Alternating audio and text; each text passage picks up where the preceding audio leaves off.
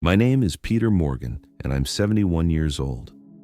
I'm writing this from a VA hospital bed in Missoula, Montana, where the doctors think I'm just another old veteran dying from emphysema. They do not know that I'm finally ready to tell the truth about what happened in 1997. I spent 7 weeks in the Bitterroot Mountains tracking a wounded Bigfoot.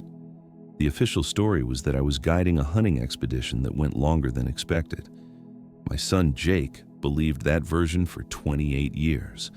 But last week, Jake found my old tracking journals while helping me sort through my belongings. He read enough to know I've been lying to him about where I really was and what I really saw. He deserves the truth about the Bigfoot I found, and maybe you do too. I was a hunting guide for 40 years. I tracked deer, elk, bear, mountain lion. I learned tracking from my grandfather when I was 8, refined it in special forces during Vietnam.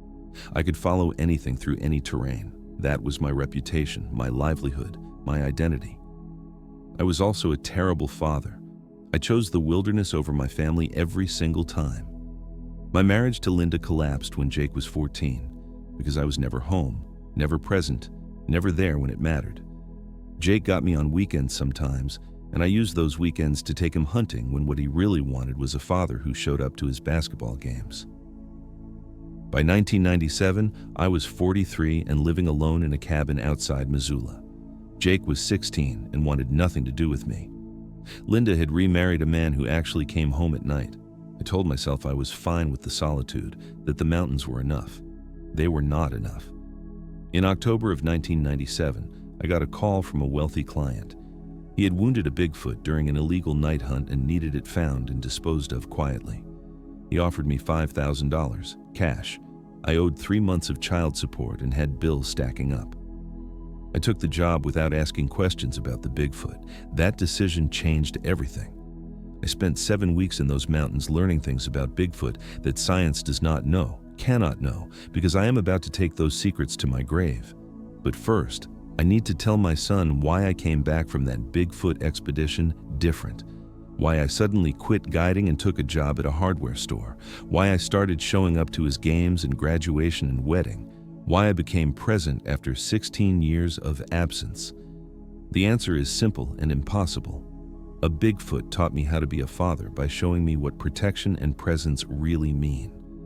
This is what happened in the Bitterroot Mountains. This is what I saw when I tracked that wounded Bigfoot into the trees. This is why some Bigfoot encounters change you forever. I was 43 in 1997, divorced and professionally respected in that hollow way people are when work is all they have left. My marriage to Linda had ended badly, not because of affairs or dramatic fights, but because I was never there. I chose every hunting trip over every family dinner. Jake took it hard. He was 14 when we separated, at that age where a father matters most. The custody arrangement gave Linda primary custody. I got every other weekend, which felt generous considering I was barely a parent even when we lived together. Linda remarried quickly, a high school teacher named Robert who coached basketball and showed up to things. Jake needed that stability, that presence. I told myself I was doing the right thing by stepping back, by letting him have the parent who actually parented. The truth was uglier and simpler. I chose my work because it was easier than choosing him. My specialty was tracking. I could follow anything through any conditions, rain, snow, rock, water, it did not matter. I read the forest the way other people read books. Every broken twig, every disturbed leaf, every scratch on bark told me a story. Hunters paid me good money to track their trophies. Search and rescue called me when hikers went missing. The Forest Service hired me to track problem bears. I was the best tracker in western Montana, and I knew it. I worked alone because I preferred it that way. No partners, no assistants, no one to witness how many days I could spend in the wilderness without thinking about the surface world, about the son who was growing up without me. The mountains did not judge me. The forest did not care that I missed Jake's basketball games or forgot to call on his birthday. Out there, with my pack and my rifle and my skills, everything made sense. The winter of 1996 into 97 was brutal. Heavy snow closed most of the mountain passes by December. I waited until October to take new clients, spending the quiet months doing odd jobs and avoiding Jake's angry phone calls. That October, I got the call that would lead me to Bigfoot. A man named Richard Calloway, wealthy businessman from Seattle, had shot something in the Bitterroot Wilderness during what he admitted was an illegal night hunt. He needed it found quietly, needed proof it was dead, needed the whole thing to disappear. He offered me $5,000 cash.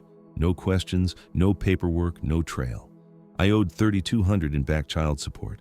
My truck needed a new transmission. The cabin roof was leaking.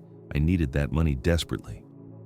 I took the job without asking what he had shot or why it needed to disappear. That was my first mistake. My second was assuming I could track anything, even a wounded Bigfoot that did not want to be found. I met Calloway at a truck stop outside Missoula on a cold October morning. He was nervous, sweating despite the chill, eyes moving constantly like he expected someone to recognize him. He handed me a map with an area circled in red, deep in the Bitterroot Wilderness. He told me he had shot a Bigfoot. He said it walked. On two legs, stood at least 8 feet tall, and was covered in dark reddish hair. He said the Bigfoot screamed when the bullet hit, then disappeared into the forest. He needed confirmation the Bigfoot was dead, needed me to bury whatever remained. I asked him if he was certain it was Bigfoot. He said he did not know what else it could be and did not want to know. He just wanted it gone, wanted to forget the Bigfoot encounter ever happened. That should have been my warning to walk away. But I took his cash and his map and drove into the mountains to find the wounded Bigfoot.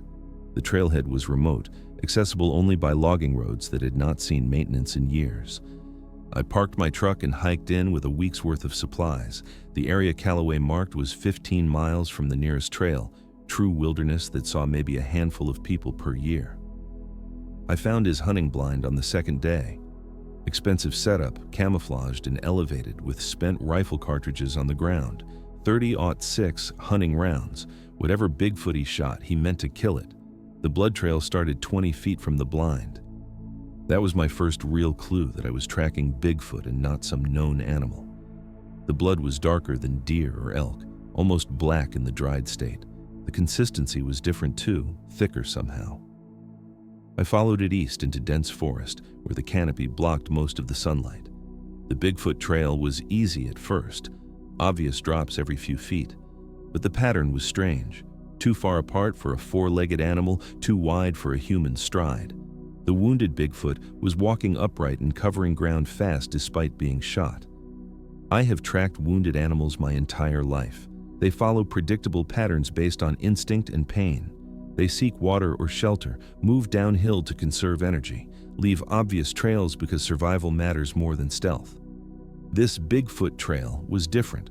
The wounded Bigfoot was avoiding clearings, using water to obscure its path, backtracking to create false trails. This was not animal behavior. This Bigfoot was showing intelligence, strategy, deliberate evasion. By the third day, I was following Bigfoot sign more than blood, broken branches at 8 feet high, impressions in soft ground that looked like human footprints but were twice the size, scraped bark where something massive had brushed against trees. I knew with certainty I was tracking Bigfoot, and I knew I should turn back, but I had spent my entire life believing Bigfoot was a myth. The tracker in me needed to know for certain, needed to see Bigfoot with my own eyes, so I kept following the Bigfoot trail deeper into the wilderness. On the morning of day 4, I found where the Bigfoot lived. The blood trail led upward into steep terrain covered in old growth forest. Douglas fir and cedar trees, some of them 500 years old, towering 200 feet above the forest floor. I was focused on the ground, reading. Bigfoot sign, when I nearly walked into a tree that had been deliberately modified. Branches had been broken and woven together 40 feet up, creating a platform large enough for a Bigfoot to rest on. I stopped and looked up, really looked, and my understanding of Bigfoot shifted completely. There were Bigfoot platforms everywhere, dozens of them spread through multiple trees, connected by branches that had been bent and shaped into pathways. This was not random. This was Bigfoot construction, Bigfoot architecture, intentional Bigfoot habitation. I had spent 40 years in the wilderness and never seen Bigfoot structures like this. Some platforms had woven bark containers hanging from branches. Others had food caches visible from below, dried meat and roots stored in elevated locations where Bigfoot could access them. The Bigfoot platforms were 40 to 60 feet up, high enough that nobody looking from the ground would notice them unless they knew to look. I had walked under Bigfoot structures like this hundreds of times in my life, never seeing them, because I was trained to track on the ground. Bigfoot did not live on the forest floor like everyone thought. Bigfoot lived in the canopy, in the trees, completely invisible to ground-based searchers. The sophistication of the Bigfoot village shocked me. These were not simple Bigfoot nests. There were waste management systems, runoff channels carved into bark, collection points for rainwater.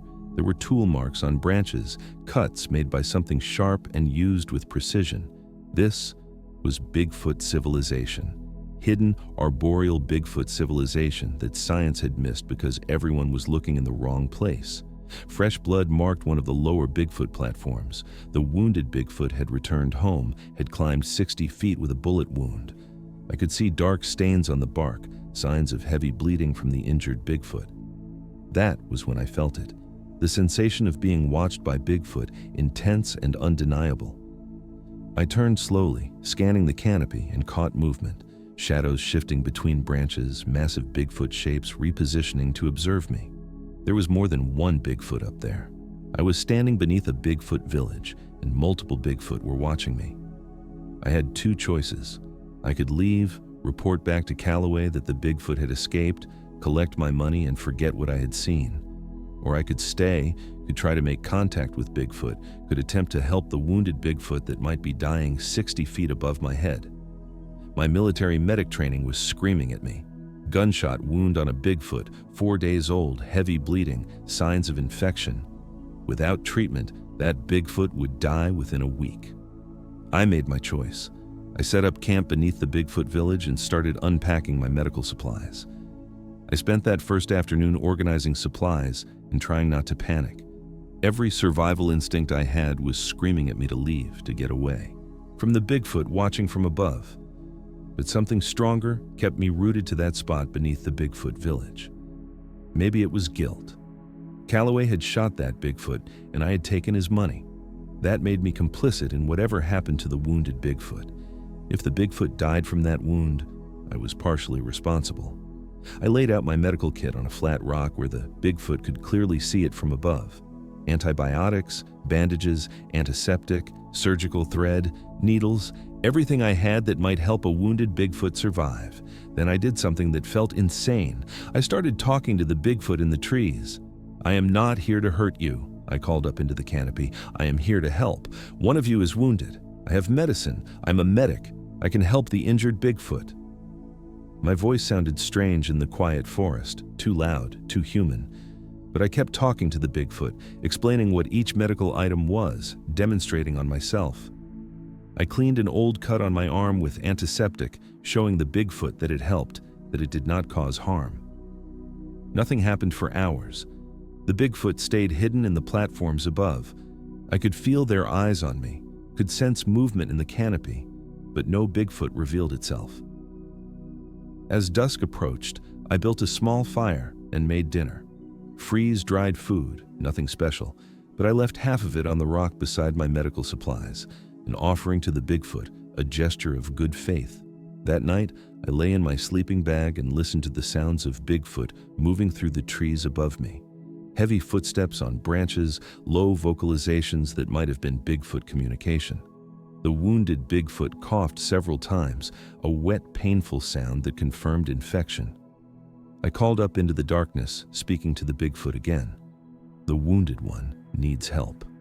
The infection will spread. In 3 days, maybe 4, the Bigfoot will die. I can prevent that. Please let me help." Silence fell over the Bigfoot village. Then I heard something descending, bark scraping as a massive Bigfoot form climbed down slowly. It stopped 30 feet up, still in shadows, but close enough that I could make out its shape. The Bigfoot was enormous, at least 8 feet tall, even hunched over, shoulders broader than any human, covered in dark reddish-brown hair.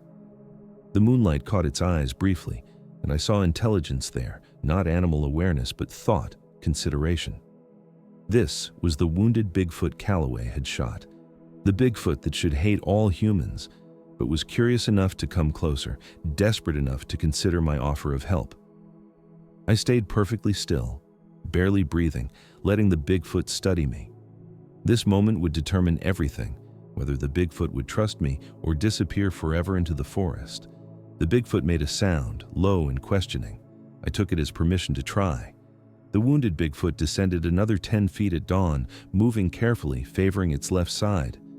In better light, I could see the injury clearly. The bullet had shattered the Bigfoot's shoulder, entry wound still seeping despite being 4 days old. The skin around it was inflamed, infected, the kind of wound that would kill if left untreated. I stood slowly, keeping my movements calm and predictable. The Bigfoot watched me with those impossibly intelligent eyes, tracking every motion. I picked up my medical kit and took 3 steps toward the tree. The Bigfoot tensed, but did not retreat. I stopped, waiting, giving the Bigfoot time to adjust to my proximity. "I have to clean the wound," I said softly.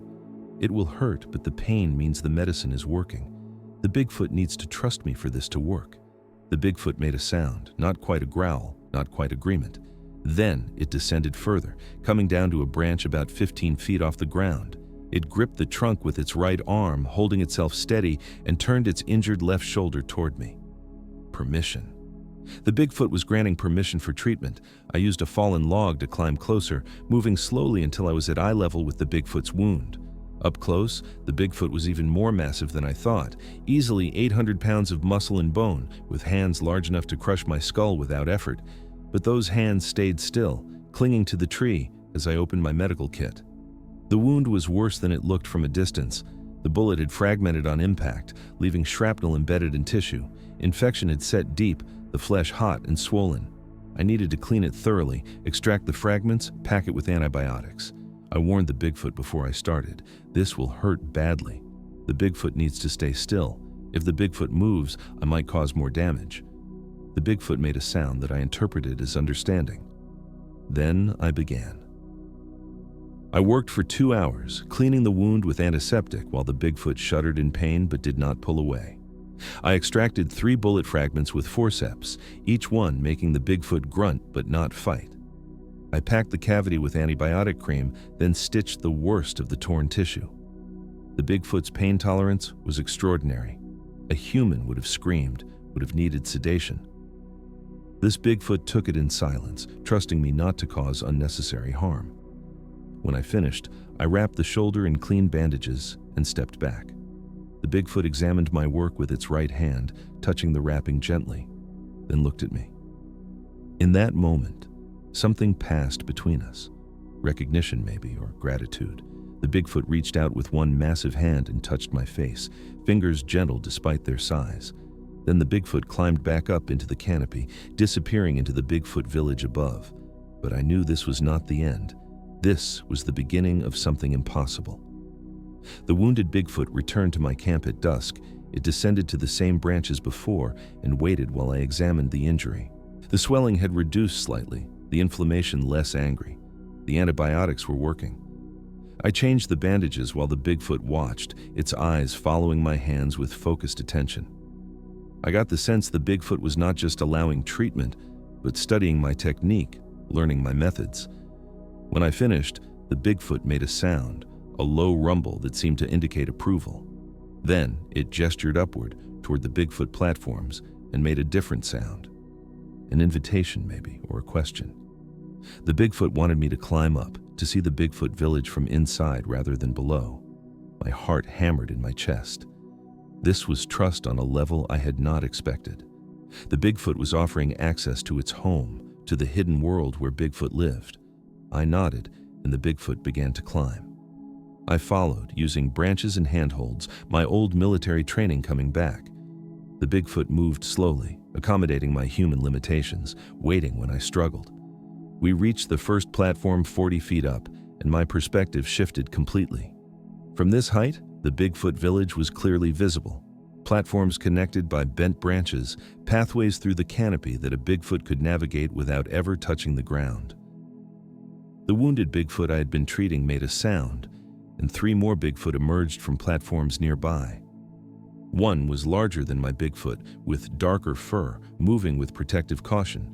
2 others were smaller, younger, with curious eyes and less wariness. A Bigfoot family. The wounded Bigfoot I had helped was not alone. The larger Bigfoot approached slowly, studying me with obvious suspicion. This was the mate, I realized, the partner of the wounded Bigfoot. Every movement the larger Bigfoot made communicated protection, readiness to defend the family if I posed a threat. I stayed perfectly still, letting the protective Bigfoot examine me. It sniffed my hair, my clothes, my medical kit. Then it looked at the wounded Bigfoot's bandaged shoulder and made a questioning sound. The wounded Bigfoot responded with a series of vocalizations, gestures toward me, toward the bandages. Explaining, I realized. The wounded Bigfoot was telling its mate that I had helped, that I was not a threat. The larger Bigfoot considered this, then made a decision. It reached into a woven container hanging from a nearby branch and pulled out fish, freshly caught, still cold. The Bigfoot handed the fish to me, a gift, an acknowledgement. The 2 younger Bigfoot moved closer, their curiosity overcoming caution. They reached out to touch my jacket, my pack, my hair. They made soft sounds, almost playful, while their parents watched. I was being accepted into a Bigfoot family group, welcomed into their home in the trees. The wounded Bigfoot had vouched for me, and that recommendation carried weight. I spent 3 hours on those platforms that evening, watching how Bigfoot lived. They were gentle with each other, communicative, organized. They shared food, groomed each other, interacted with complexity that matched any human family. Over the next week, the wounded Bigfoot healed rapidly under my care. I climbed to the platforms twice daily to change bandages and check for infection. Each time, the Bigfoot family became more comfortable with my presence, more willing to let me observe their daily life. I learned that Bigfoot life was centered entirely in the trees. They descended to the forest floor only at night, when darkness provided cover. During daylight hours, Bigfoot stayed high in the canopy, invisible to anyone passing below. The wounded Bigfoot I had been treating became my primary teacher. I started calling this Bigfoot Red in my mind, for the reddish-brown color of its fur. Red showed me how Bigfoot moved through the canopy, how they tested branches before putting weight on them, how they could travel miles without ever touching ground. Red's mate I called Willow, for the graceful way this Bigfoot moved despite its size. Willow remained cautious around me but no longer hostile, accepting that I was helping Red recover. The 2 younger Bigfoot were adolescents, perhaps 12 or 13 years old in human terms. They had not reached full size but were already larger than any human. They were playful, curious, constantly testing boundaries like any teenagers. Red began teaching me deliberately, patiently, showing me aspects of Bigfoot life. How they collected rainwater and carved bark channels, how they preserved fish by drying it in the sun on high platforms, how they wove containers from bark strips, creating storage that kept food fresh. The sophistication of Bigfoot culture amazed me. These were not primitive creatures. They had developed solutions to every survival challenge, adapted them to arboreal life, refined them over generations. Red showed me Bigfoot tools, implements carved from stone and wood, cutting edges sharp enough to process meat, digging tools for excavating roots, hooks for hanging containers. Each tool was purposeful, designed for specific tasks. The Bigfoot language was complex, more than just grunts and howls. They had specific vocalizations for different foods, for danger levels, for family members. They used gestures to communicate detailed information, pointing and demonstrating to convey meaning. I started learning Bigfoot communication basics. A low rumble meant contentment or approval. A sharp whistle indicated caution. A series of clicks meant food, specifically fish. Red taught me these sounds, repeating them until I could approximate the right tones. The adolescent Bigfoot found my attempts at Bigfoot communication hilarious. They would mimic my horrible pronunciation, then demonstrate the correct way, patient despite my human limitations. Willow showed me the Bigfoot food storage systems, platforms dedicated entirely to preserve supplies, dried fish, roots wrapped in leaves, nuts stored in woven baskets, enough food to last months. Evidence. That Bigfoot planned ahead, that they understood seasons and scarcity. I spent 10 days living partially in the Bigfoot village, climbing up each morning, descending each night to my ground camp. The Bigfoot family tolerated this arrangement, understanding perhaps that I was not yet capable of full-time canopy life. But I was learning. Red was teaching me how Bigfoot survived in a world that did not believe they existed. On day 12, everything changed. I was on the main Bigfoot platform with Red when Willow made a sound I had not heard before. Sharp, urgent warning. The adolescent Bigfoot immediately moved to higher branches, disappearing into the densest foliage. Red grabbed my arm with surprising gentleness and pulled me toward a platform obscured by moss and hanging branches.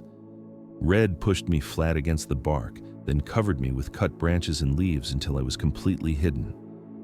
I understood. Other Bigfoot were approaching, and Red's family was hiding me.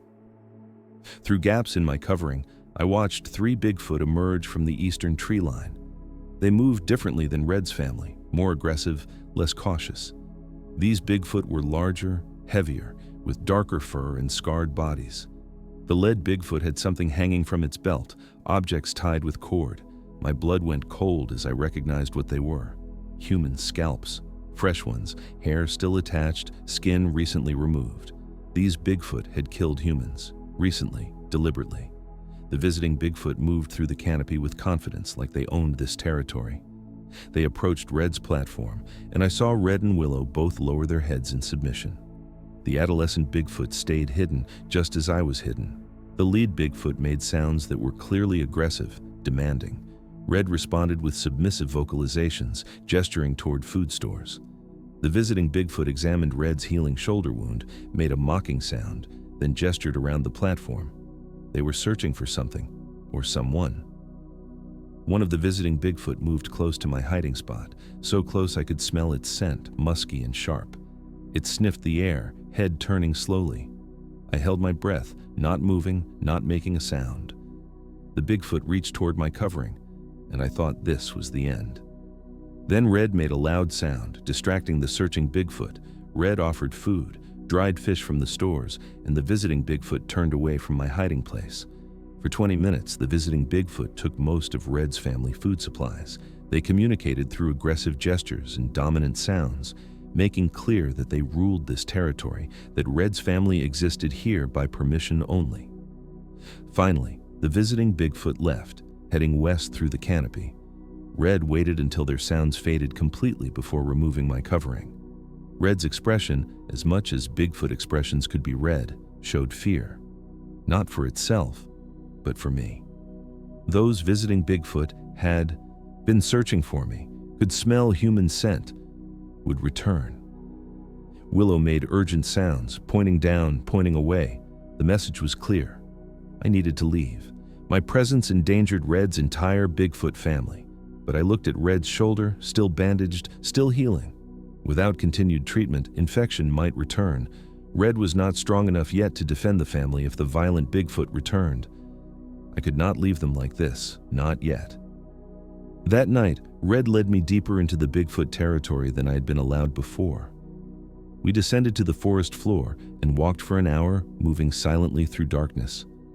Red brought me to a massive cedar tree, ancient and hollowed by time.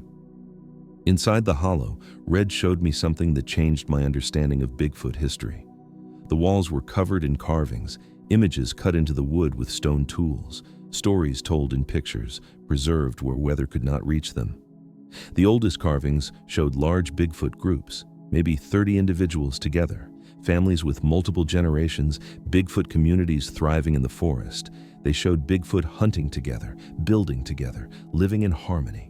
Then, the carvings changed. Human figures appeared, carrying guns, cutting trees, building roads. The Bigfoot groups in the carvings got smaller. 30 became 20, became 10, became 5. Some carved panels showed conflict. Bigfoot and humans fighting, both sides suffering losses.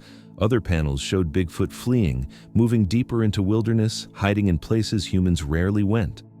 The most recent carvings showed different Bigfoot responses to human expansion. Some Bigfoot chose isolation, moving high into trees, avoiding all human contact. These carvings showed Bigfoot families living peacefully, hiding but surviving. Other carvings showed Bigfoot turning violent. These panels depicted Bigfoot hunting humans, taking revenge for lost territory and killed family members. The carved human figures in these panels were dead, killed by Bigfoot seeking retribution. Red pointed at the peaceful carvings, then touched its own chest. Red's family had chosen isolation and trees, had chosen survival through hiding. They were peaceful Bigfoot who wanted only to be left alone. Then, Red pointed at the violent carvings and made an angry sound. Those other Bigfoot, the ones with human scalps, they had chosen violence. They hunted humans who entered deep forest. They killed to protect territory. They were dangerous Bigfoot that Red's family feared. Red showed me one final carving, more recent than the others. It showed a human with a gun shooting a Bigfoot. Then, it showed that wounded Bigfoot being carried by other Bigfoot, being brought to a tree village. The story of Red's wound. Red had not been shot by Calloway. Red had found another Bigfoot, one of the violent clan, wounded and dying near the killing zone. Red's family had brought that Bigfoot home, tried to save it, but it died before they could help. The violent Bigfoot clan blamed Red's family for the death. That was why they were aggressive, why they took food, why they showed dominance. They thought Red's family had failed to protect their wounded clan member. And now, those violent Bigfoot knew a human was living with Red's family.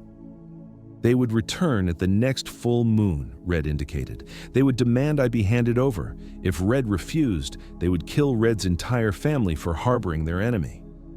I had 2 weeks to figure out how to protect Bigfoot I had come to care about. For the next 5 days, I barely slept. I spent hours thinking about the problem, about how to protect Red's Bigfoot family from the violent Bigfoot clan. Every solution I considered had fatal flaws. I could leave, remove myself as the source of conflict. But Red was still healing, might not be strong enough to defend the family without allies. And my leaving would not erase my scent from the territory, would not undo the fact that Red had sheltered a human. I could stay and fight alongside Red when the violent Bigfoot returned. But I was one human with a rifle against potentially 5 or more Bigfoot that killed humans for sport. Those odds would get everyone killed. I could report the violent Bigfoot to authorities, bring in law enforcement or wildlife services. But that would expose Red's family too, would bring humans flooding into this territory, would destroy the very thing I was trying to protect.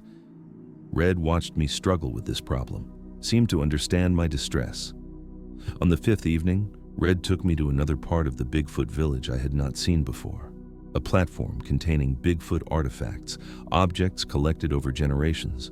Among them were human items, a hunting knife, rusted but intact, a compass, a canteen. Each item had a story, Red indicated. Each represented a human who had encountered Bigfoot in these mountains. Some humans had been kind, had left offerings, had respected Bigfoot territory. Those items were preserved with care, honored as gifts. Other humans had been threats, had hunted Bigfoot, had tried to capture or kill them. Those items were kept as warnings, reminders of danger. Red picked up a faded photograph, protected in a piece of bark wrap.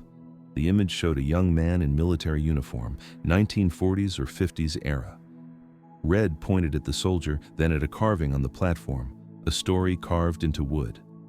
The story showed a lost soldier being found by Bigfoot, being cared for, being guided back to human territory. The Bigfoot in the carving was much larger than Red, probably Red's grandfather or great-grandfather. Red was showing me that kindness between humans and Bigfoot was possible, that it had happened before, that there was precedent for cooperation. But Red also showed me darker carvings, humans who had betrayed Bigfoot trust, who had returned with guns and hunters, who had tried to exploit the kindness they received. These stories ended in Bigfoot deaths, in families destroyed, in trust broken forever. Red touched my chest, then touched the photograph of the kind soldier. Then Red made a questioning sound. Which kind of human was I? Would I protect Bigfoot secrets, or would I bring death to this family? I understood what Red was asking. I needed to make a choice, needed to demonstrate whether I deserved the trust this Bigfoot family had placed in me. I made my decision. I would protect Red's family, would ensure their safety, and would never reveal their location to another human. Whatever that required, I would do it. Red began teaching me with new urgency after I made my commitment. The Bigfoot seemed to understand that knowledge was my best weapon, that understanding Bigfoot ways would help me protect the family. Red showed me how Bigfoot read the forest, how they detected human presence long before humans knew Bigfoot were near. The smell of gun oil, the sound of synthetic fabric rustling, the sharp scent of human food and human sweat. Bigfoot could detect these things from miles away, could track human movements through the forest by disturbances that humans did not know they were making. Red taught me to recognize these signs too, to think like Bigfoot instead of human. More importantly, Red taught me how to hide from Bigfoot, how to move through forest without leaving ground scent, how to mask human smell using pine sap and moss, how to create false trails that would mislead tracking Bigfoot. The adolescent Bigfoot helped with these lessons, playing hunting games that taught me Bigfoot evasion tactics. They would hide in the canopy, and I would try to spot them from below.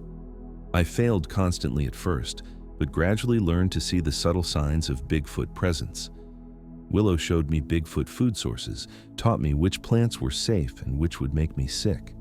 The Bigfoot diet was more varied than I expected.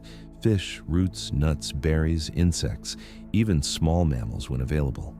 Bigfoot were opportunistic omnivores, eating whatever the forest provided. But they were also careful conservators, never taking too much from one area, rotating their gathering locations to allow regeneration. Red's family had survived for generations by being invisible, by taking only what they needed, by leaving minimal impact. They were ghost Bigfoot, existing without leaving evidence that human searchers could find. Over these teaching days, I grew closer to the adolescent Bigfoot. They were playful despite the tension, still young enough to find joy in small things. They would bring me interesting rocks, unusual feathers, pretty leaves, offering gifts like human children might. I made them toys from sticks and cord, simple things that they played with for hours. They showed me their favorite spots in the Bigfoot village, platforms where sunrise hit perfectly or where bird nests could be observed. These young Bigfoot had never seen another human besides me. I was their only reference for what my species could be, the only human they might ever trust. That responsibility weighed on me heavily. If I failed them, if I brought danger to this family, these adolescent Bigfoot would learn that humans were threats. They would grow into adults who feared or hated my species. But if I protected them, if I proved humans could be trusted, maybe they would remember. Maybe they would show mercy to the next human they encountered. Red seemed to understand this dynamic. The Bigfoot was not just teaching me survival skills. Red was teaching me how to be worthy of Bigfoot trust, how to be the kind of human that deserved to know Bigfoot existed. The full moon approached, and Red's family began preparations. They moved food stores to hidden caches deeper in the territory. They obscured the main Bigfoot platforms, made them look abandoned. They created escape routes through the canopy, pathways that led to alternative Bigfoot territories miles away.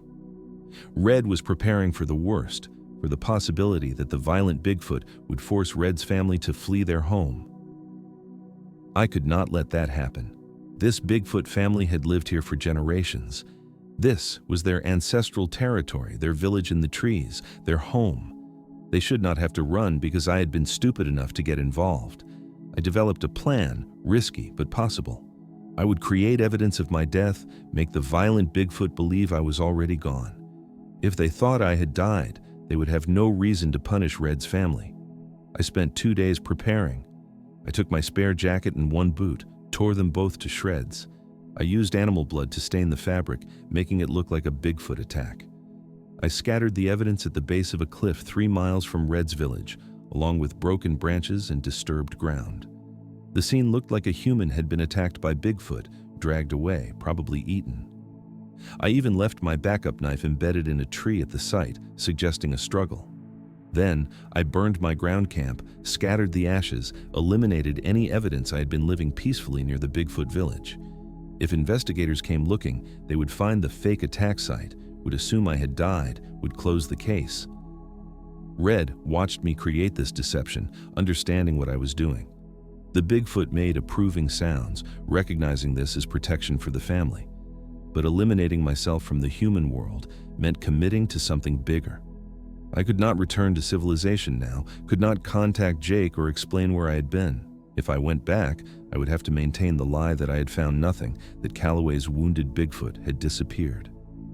I was choosing Bigfoot over my own species, over my own son. Red seemed to sense my internal struggle.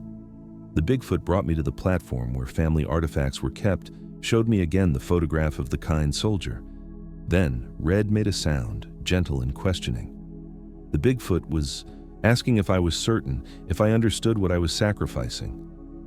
I thought about Jake, 16 and angry, wanting nothing to do with me anyway. I thought about Linda, remarried and happy without me. I thought about my empty cabin, my solitary life, my 40 years of choosing wilderness over human connection. I had nothing to go back to. No one who needed me, no one who would miss me beyond filing paperwork. But here in the trees, I had Bigfoot who trusted me, who had shown me kindness I had not earned, who needed protection I could provide. The choice was not difficult. I would stay until the violent Bigfoot threat was resolved. I would protect Red's family whatever it cost. The violent Bigfoot returned 2 days before the full moon, earlier than expected. I was on the main platform with Red when Willow made the warning sound. Red immediately pushed me toward the hidden platform, covered me with branches and moss. This time, there were 5 of them, all large males, all carrying weapons. Clubs carved from hardwood, stone blades tied to handles, tools meant for killing. These Bigfoot had come ready for violence. The lead Bigfoot from before moved directly to Red's platform. It made aggressive sounds, demanding gestures. Where was the human? Why did human scent still linger in this Bigfoot territory? Red responded with submissive posture, but steady vocalizations. The human was gone, Red indicated. Attacked, killed, body taken by scavengers. Red gestured toward the direction of my fake death site. The lead Bigfoot did not believe it.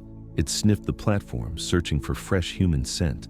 It found my hidden spot, touched the moss that concealed me, and I thought this was the end. But I had prepared. I had covered myself in Bigfoot scent, rubbing bark and moss that Red's family had handled all over my clothes and skin. I had not bathed in days, had masked my human smell under layers of forest and Bigfoot contact. The searching Bigfoot smelled Red's scent, not mine. It made a frustrated sound and moved away. Red offered to show the violent Bigfoot my death site to prove the human was gone. The lead Bigfoot agreed, gesturing for Red to lead the way. Red descended from the tree village, and 3 of the violent Bigfoot followed. That left 2 Bigfoot in the village, watching Willow and the hidden adolescents, watching my hiding spot. I stayed absolutely still, breathing slowly, not making a sound. Through gaps in my covering, I watched Willow interact with the remaining violent Bigfoot. These Bigfoot were younger, less scarred, maybe not fully committed to violence yet. Willow offered them food, showed them respect, treated them as guests rather than threats. One of the younger violent Bigfoot responded with less aggression, accepting the food, making almost friendly sounds. But the other remained hostile, searching platforms, clearly looking for evidence of human presence. This Bigfoot found human scent near a food storage container, made angry. "Sounds!" demanded explanation. Willow responded calmly, indicating the scent was old from before the human was killed. The Bigfoot did not accept this, growing more aggressive. Then, the adolescent Bigfoot made a mistake. One of them shifted position on their high platform, caused branches to rustle. The hostile Bigfoot looked up, saw movement, started climbing toward them. Willow blocked the way, put her massive body between the violent Bigfoot and her children. The standoff lasted long seconds, Willow radiating protective determination, the violent Bigfoot considering whether to force the issue. Finally, the searching Bigfoot backed down. Willow was larger and defending offspring, a combination that even violent Bigfoot respected. Minutes later, Red returned with the other 3 Bigfoot. Red had shown them my fake death site, had convinced them the human was dead. The lead Bigfoot examined Red one final time, then made sounds that seemed like warning. No more humans in this territory. Next time, Red's family would not receive mercy. Then, the violent Bigfoot left, disappearing into the western forest. After the violent Bigfoot left, Red's family remained tense for days. We stayed high in the platforms, watching for their return, ready to flee if necessary. But they did not come back. My fake death had satisfied them, at least temporarily. Red's shoulder had healed completely by this point, the wound closing cleanly, full strength returning to the injured Bigfoot. My medical treatment had worked, had saved Red's life.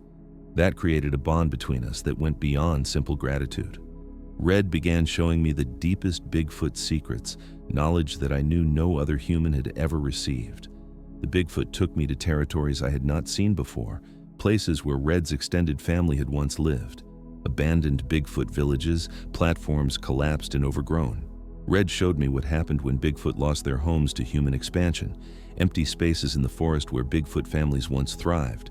Some sites showed signs of violence, burned platforms, scattered bones, evidence of Bigfoot deaths. These were families that had fought humans, had tried to defend their territory, had lost. Other sites simply showed abandonment, Bigfoot forced deeper into wilderness, giving up ancestral homes without fighting, choosing survival over territory. Red's own family was the last Bigfoot group in this region, the final survivors of a population that once numbered in the hundreds. Every other Bigfoot clan had moved away, died out, or joined the violent groups that hunted humans.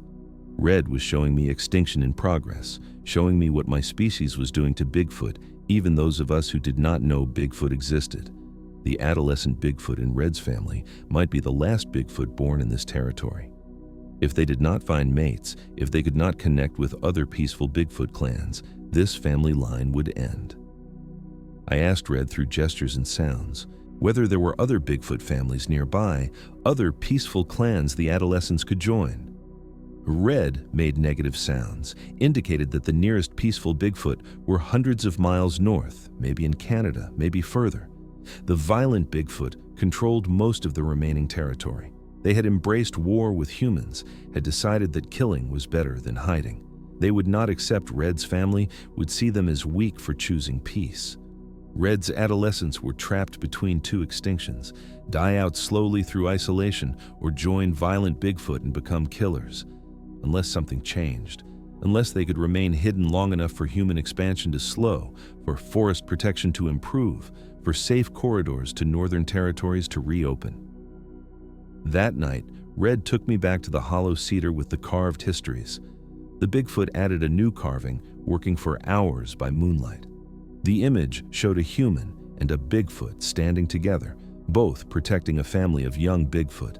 Red was documenting our alliance, preserving this moment when a human chose Bigfoot welfare over human interests. The Bigfoot wanted this story remembered, wanted future Bigfoot to know that cooperation was possible. I understood then what my role was. I was not just protecting Red's family from immediate threats. I was protecting the possibility that Bigfoot could survive, that peaceful coexistence was achievable. I stayed with Red's Bigfoot family for 3 more weeks, through October into early November. The days grew shorter, colder, the first snow dusting the high peaks. Bigfoot prepared for winter, gathering extra food, reinforcing platforms against wind and snow. Winter was dangerous for Bigfoot, Red showed me. Food became scarce, cold weakened the young and old, injury or illness could kill more easily. The Bigfoot family needed to be strong, needed full stores, needed every advantage to survive until spring. I helped where I could. My human hands were better at some tasks than Bigfoot hands. I could tie complex knots, could weave intricate bark patterns, could process fish in ways that preserved them longer. But I knew I could not stay much longer. Every day I remained increased risk to Red's family. My human scent would draw attention eventually, would bring either the violent Bigfoot back or would attract human searchers. Callaway would be wondering what happened to me. The university would note that I had not checked in. Eventually, someone would come looking, would find my truck, would start searching. I needed to return to human civilization before that happened, needed to control the narrative about where I had been. Red understood this without explanation. One morning, the Bigfoot brought me my torn jacket and boot, the items I had used to fake my death. Red held them up, made questioning sounds. Was I ready to return to being human? The question hurt more than I expected. I had spent 7 weeks with this Bigfoot family, had learned their language, their ways, their secrets. I had become part of their world in ways that felt more real than my human life. But I had a son who deserved better than an absent father. I had responsibilities in the human world, regardless of how little I wanted to face them. I told Red, yes, I needed to leave soon. The Bigfoot made sad sounds, touching my face with gentle fingers. The adolescent Bigfoot, hearing this, made distressed calls, clearly upset. Over my final days with the Bigfoot family, I said goodbye in the ways they understood. I groomed them, shared meals, sat close in the platforms. I gave them gifts, useful items from my pack that would help them survive. My knife, sharp and well-maintained. My compass, though they navigated by senses I did not understand. My fire-starting kit protected in waterproof case for emergencies.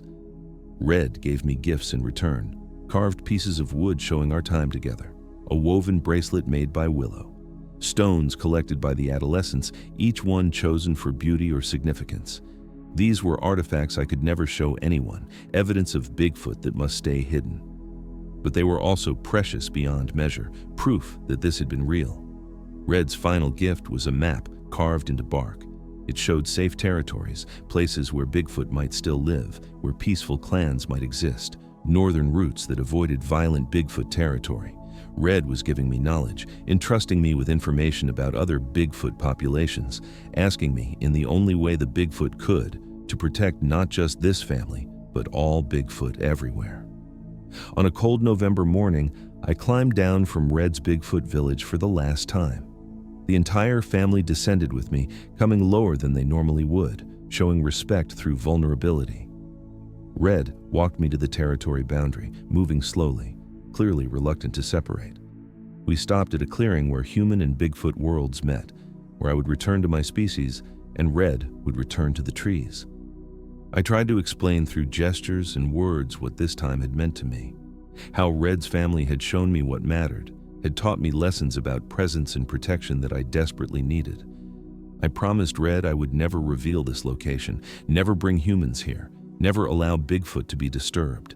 I would protect this territory through whatever means available to me. Red touched my face one final time, then pulled me into an embrace. The Bigfoot's arms surrounded me completely, massive and gentle, holding me the way a parent holds a child. I felt tears running down my face, grief for leaving this family I had grown to love. The adolescent Bigfoot made sad sounds from nearby trees. Willow watched from a high branch, silent but present. They were all saying goodbye in their own ways. Red released me and stepped back. The Bigfoot made one final sound, a vocalization I had learned meant promise, commitment, continued bond. Then Red climbed back into the trees, disappearing into the canopy within seconds. I stood alone in the clearing, watching the branches where Red had vanished. The forest was silent, empty, showing no sign that Bigfoot had ever been there. I walked out to the trailhead, to my truck that had been waiting for 7 weeks. The vehicle started on the second try, battery weak but functional. I drove back to Missoula, rehearsing my story, preparing my lies. I told Calloway I never found the wounded Bigfoot, that the trail went cold after a few days. He was disappointed but accepted it, paying me half the agreed amount for the attempt. I told the university I'd been tracking an injured bear, got lost when my GPS failed, survived until I could navigate out. They were angry about my lack of check-ins but relieved I was alive. I did not mention Bigfoot to anyone. I destroyed my tracking journals, burned the pages that documented what I had really found. I kept only personal notes, hidden in a safe deposit box, proof that could be revealed after my death. Then I made the hardest choice of my life. I quit guiding, gave up the work I loved, and took a job at a hardware store in Missoula. Regular hours, steady pay, boring beyond description. But it meant I was home every night. It meant I could show up for Jake, could start rebuilding what I had broken. Red had taught me that presence mattered more than grand gestures, that consistent care was worth more than occasional excitement. A Bigfoot had shown me how to be a better father than I had ever been as a human. The years after my time with Red's Bigfoot family were difficult but necessary. Jake was 16 and furious when I suddenly wanted to be involved in his life. He did not trust my transformation, did not believe it would last. I did not blame him. I disappointed him for his entire life. Why should he believe this time was different? But I kept showing up. Every basketball game, even when he did not play. Every school event, even when he ignored me. Every awkward dinner where he barely spoke. I showed up because that is what Bigfoot had taught me. Presence matters, even when it is not appreciated. Slowly, over months and then years, Jake began to soften. He started talking to me at dinners, started calling when he had problems, started treating me like a father instead of a stranger. By the time he graduated high school in 1999, we had rebuilt something real. Not perfect, but genuine. He chose a college in Montana partially so we could see each other regularly. I never told Jake about the Bigfoot. How could I explain that a creature from myth had taught me to be a better parent? That I had chosen Bigfoot welfare over human ambition, and that choice had saved me? I visited Red's territory once a year, hiking in alone, leaving offerings at the boundary. Salt, dried fish, useful items that Bigfoot might need. The offerings were always taken, though I never saw who took them. I never went back. To the tree village itself, that would violate the promise I made to Red, would risk bringing attention to Bigfoot, who wanted only to be forgotten. Instead, I worked on land conservation, joined groups advocating for wilderness protection, donated money to organizations preserving old-growth forest. I could not protect Red's family directly, but I could protect their habitat, ensure the territory remained undisturbed. Other trackers occasionally asked me about Bigfoot, whether I had ever found evidence. I always said no, never seen anything conclusive, probably just a myth. My reputation as a tracker made people believe me, made them dismiss Bigfoot sightings as hoaxes or mistakes. I was protecting Bigfoot through strategic denial, using my credibility to discourage human interest. Yet Jake got married in 2003. I walked beside Linda at the wedding, both of us proud of the man he had become. Jake's wife, Sarah, was kind, patient, good for him in ways I had not been good for Linda. That same year, my health began declining. Shortness of breath, persistent cough, fatigue that would not lift. The doctors diagnosed emphysema from years of exposure to cold mountain air and probably too many campfires. They gave me 10 years, maybe 15 with treatment. I was 69 years old, the same age Red had been when we met. I started writing down what happened in 1997, not for publication, but for Jake, for after I was gone. He deserved to know why I changed, what really happened in those mountains. The violent Bigfoot clan had moved on by then, or died out. I checked every year during my territory visits, found no sign of them after 2006. Whatever had driven their violence was gone.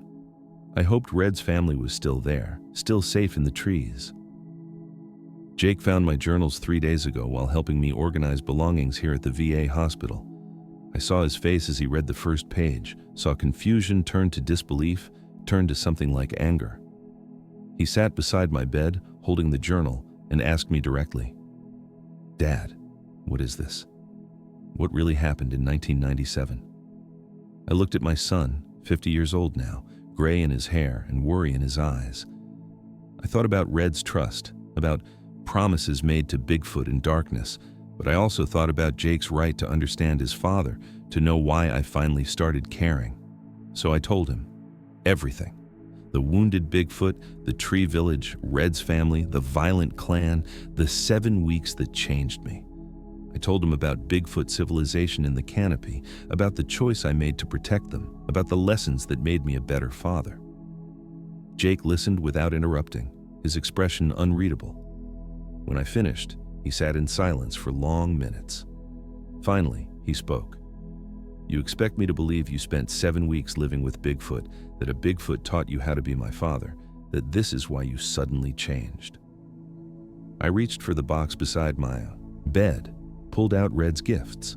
The carved wood, impossibly intricate, showing techniques no human would use.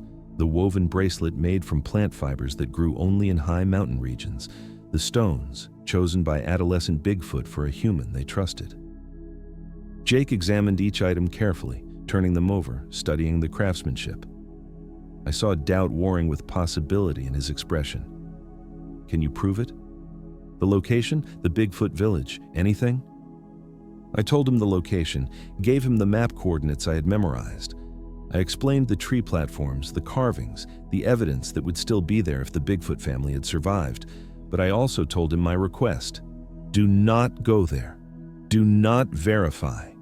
Do not bring attention to territory where Bigfoot might still be hiding. Trust me enough to leave them in peace. Jake set down the artifacts and looked at me with something like pain. You are asking me to believe in Bigfoot, to accept that you chose protecting them over being my father for 16 years, and you want me to help keep the secret. I am asking you to understand that sometimes the best way to love something is to leave it alone. That Bigfoot deserved protection more than they deserved discovery, that Red's family trusted me, and I cannot betray that trust, not even for proof. Jake stood and walked to the window, staring out at mountains in the distance.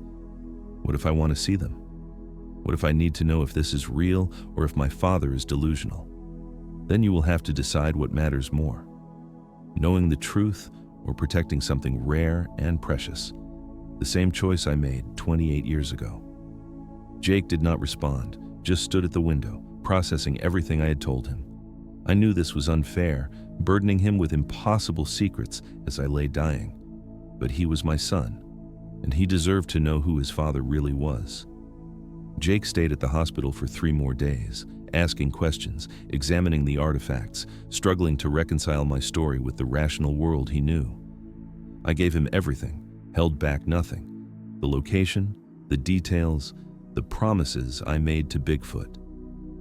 On the 3rd day, he asked the question I knew was coming. If this is true, if Bigfoot really exists and you really lived with them, why keep it secret? This would be the biggest discovery in history. It would change everything. I asked him what it would change for the better. Would Bigfoot benefit from being discovered? Would Red's family be safer if scientists came to study them, if tourists came to photograph them, if the government came to manage them? Jake hesitated, understanding the implication.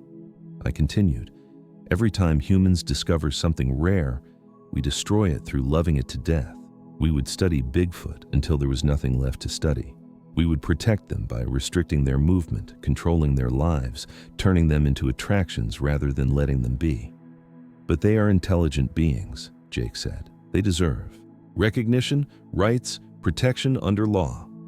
They have protection now, I replied, through secrecy, through being forgotten, through people like me who choose silence over fame.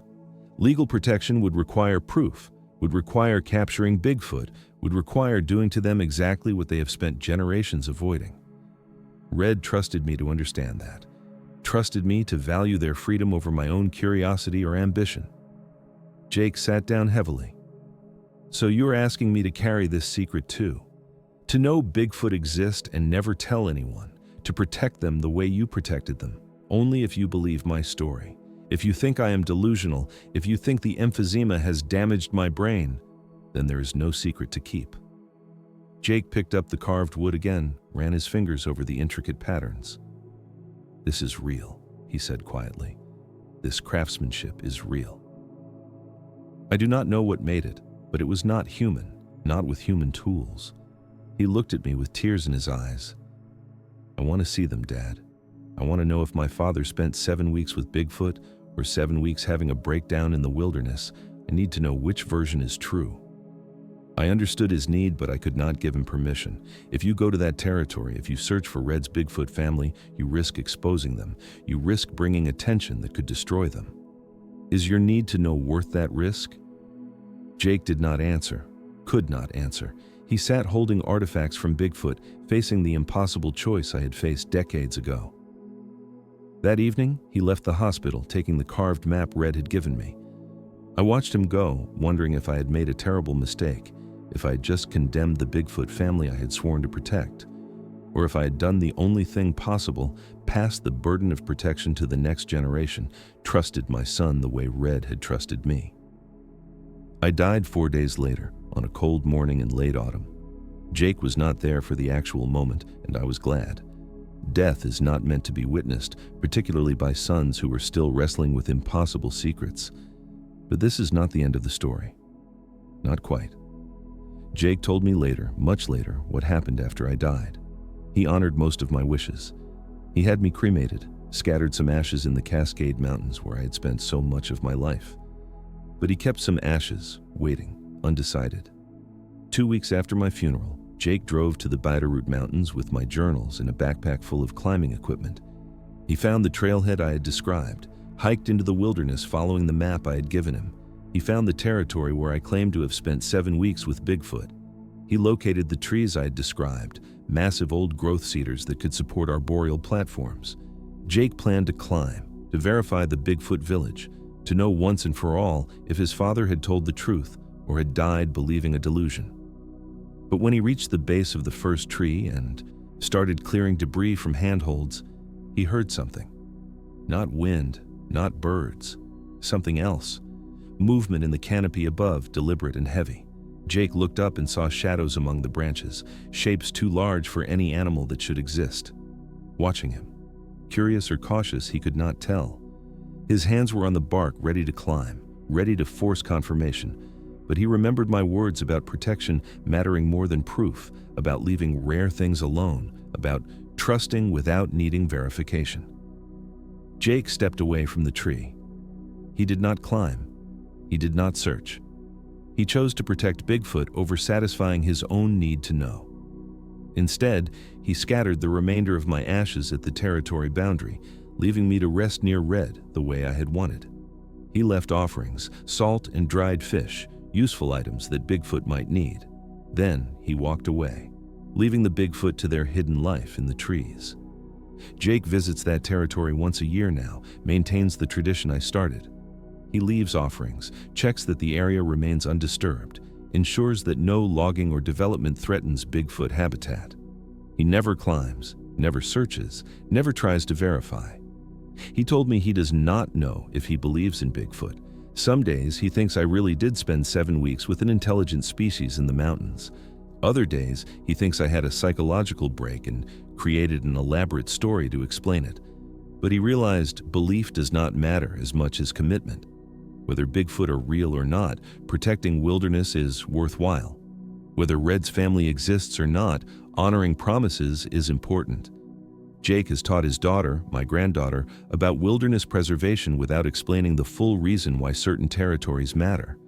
She will grow up knowing that some places deserve protection, that some mysteries are more valuable unsolved. The legacy continues. Jake's daughter Emily visits the mountains with her father, learns to leave offerings, learns to respect territory that might hold secrets. She asks why this specific area matters, why they come here every year. Jake tells her that her grandfather loved these mountains, that preserving this wilderness honors his memory. He does not mention Bigfoot, does not burden a child with impossible knowledge, but he teaches her the lessons I learned from Red. That presence matters more than proof, that protection requires patience, that some beings deserve to exist without human interference. Emily is learning to be a guardian without knowing what she guards. She will pass these values to her own children someday, and the protection will continue, generation after generation. Jake still takes out the artifacts I gave him sometimes. The carved wood, the woven bracelet, the stones chosen by adolescent Bigfoot. He holds them and wonders, questions, doubts, and believes in alternating moments. He has never shown them to anyone else. They remain hidden, proof that serves no purpose except to remind him that his father changed for a reason, whether that reason was Bigfoot or breakthrough or something in between. The violent Bigfoot clan is long gone now, moved north or died out.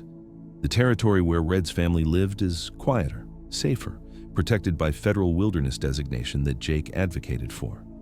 He does not know if the Bigfoot family survived. He does not know if the adolescents found mates, if the line continued, if new Bigfoot were born in those trees. Sometimes he hears stories from hikers, people who saw something strange in the mountains, massive shapes moving through trees, sounds that were not quite animal. He dismisses these stories publicly, protects Bigfoot through strategic denial. But privately, he hopes.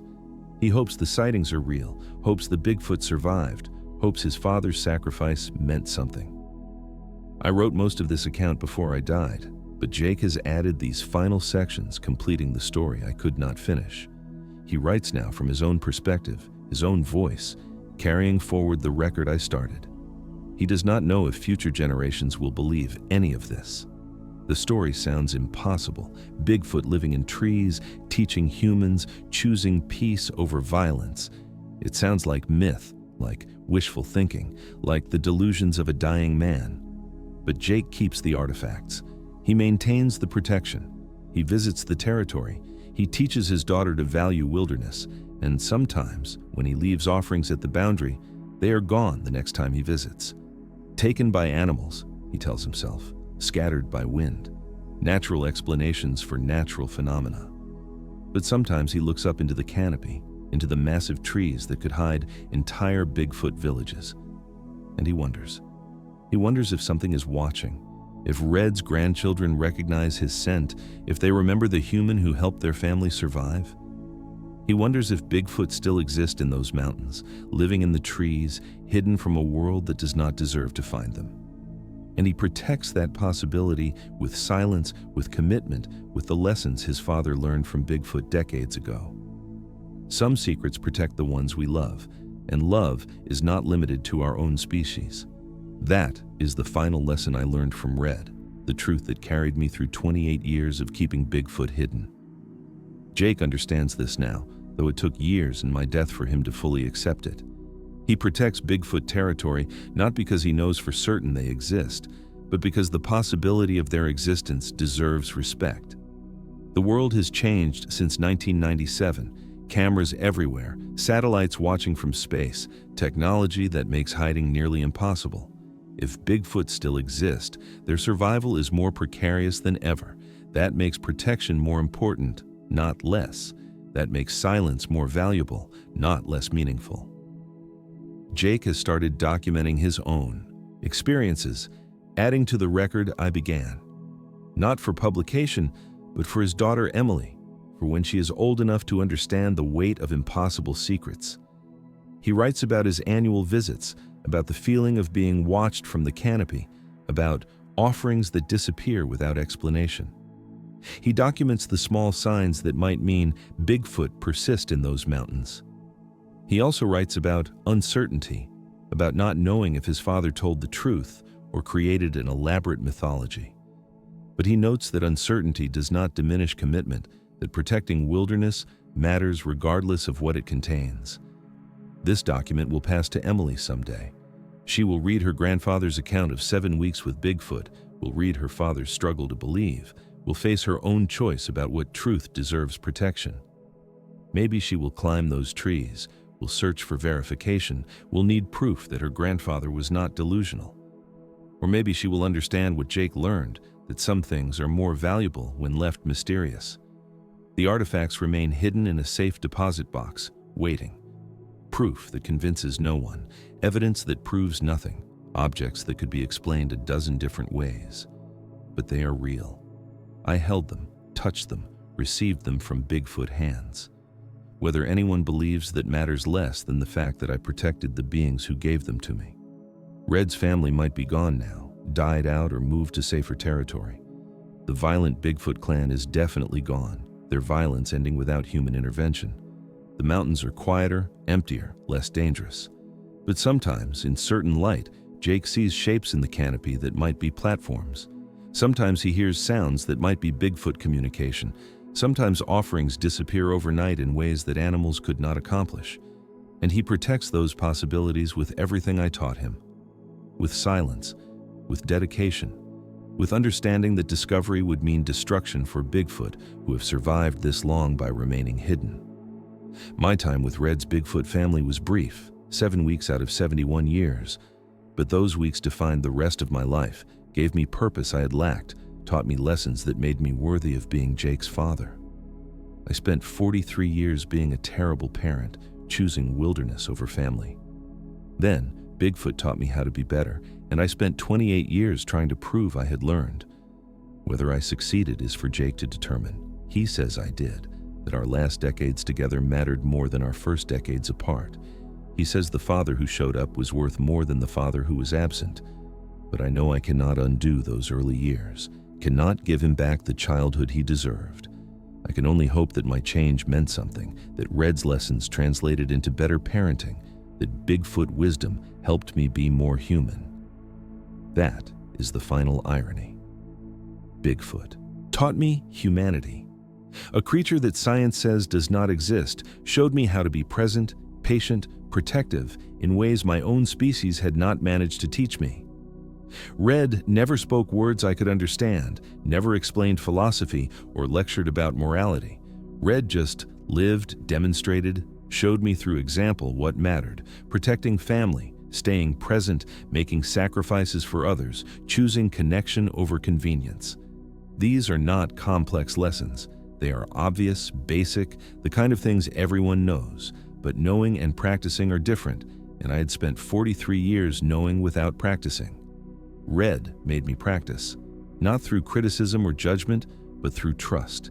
The Bigfoot trusted me with its life, with its family's safety, with secrets that could destroy everything it cared about.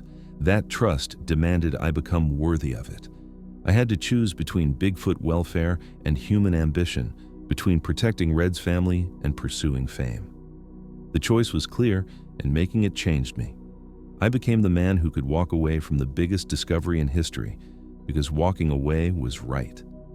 I became the father who showed up to basketball games because showing up mattered. I became someone who valued presence over achievement. Red gave me that transformation. A Bigfoot dying from a human bullet chose to teach rather than hate, chose to trust rather than attack, chose to demonstrate that peaceful coexistence was possible, even between species that should have been enemies. I carry that gift still, even in death.